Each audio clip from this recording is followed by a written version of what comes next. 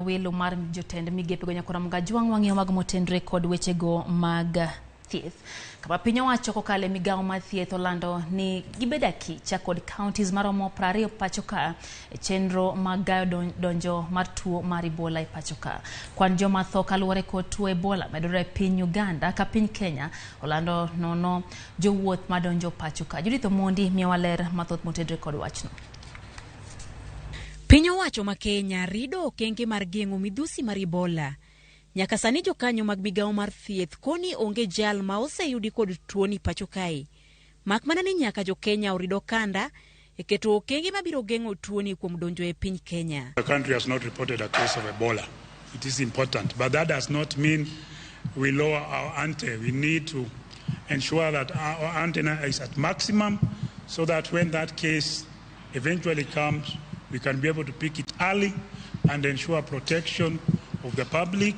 What we are here to affirm to the nation is that indeed the country, with all the lessons learned from COVID-19, we are equal to the task. Just have fears for nothing. Reassure Kenyans that indeed it is manageable and we can do it. Director mar chenro mar thieth Dr. Patrick Amoth okoni Kenya ni mana kod thuolo mar pimo Ebola e kar timo nonro mar weche thieth mar Kemri ka chenro nitie mar medo kuonde mamoko mag timo pimno. Now we have designated Kemri as our laboratory of choice for diagnosis. However, because of biosecurity and biosafety requirements, because of this highly infectious pathogen, if it lands in the wrong hands, you know potentially what they can be able to do with it. That is why we are narrowing the number of laboratories for case identification in the early phase. Kotenore kod chanjo, jakanyo mar riwruok mochung' ne chenro mag thieth e piny mangima WHO Shem Kipton okoni chanjo mar kido mar Ebola mar Sudan manie piny Uganda poko puodhi kaka mano matiyo maber. Mak mana ni ginie yo mar manyo chanjo manyalo konyo Uganda e kindeni. The vaccine that we have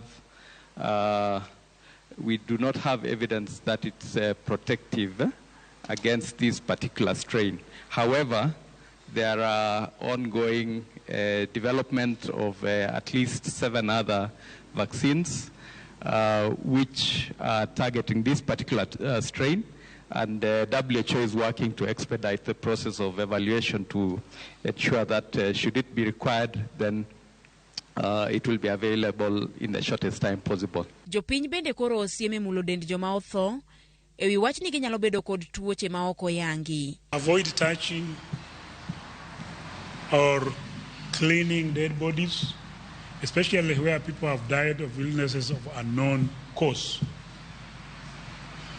And it is important for us to be able to pass this information to the healthcare authorities so that they can be able to assist in a dignified burial by offering the necessary protective packaging before burial. Ikwayo jopiny mondo tudre kod jochiw thieth e namba mar 719 kaponi gin kod chich ewi tuo mar Ebola. Judith Omondi, Ramogi TV.